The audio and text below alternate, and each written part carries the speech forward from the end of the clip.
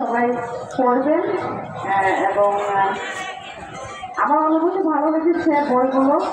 তো আপনারাও বই কিনবেন এবং পড়বেন, কারণ এখন তো ব্যস্ত সময় আসলে কেউ বই দেখে না, কিন্তু মোবাইল ঠিকই দেখে। আশা করি বইটা কিনবেন এবং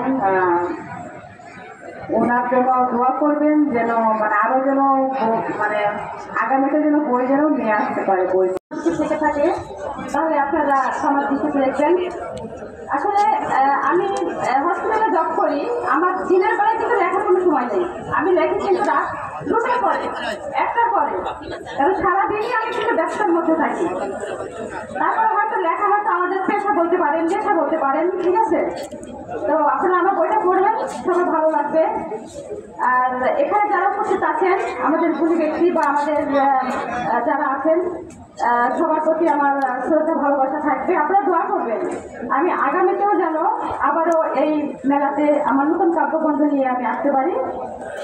সবাইকে সালাম জানিয়ে আমি আমার কথা শেষ করছি।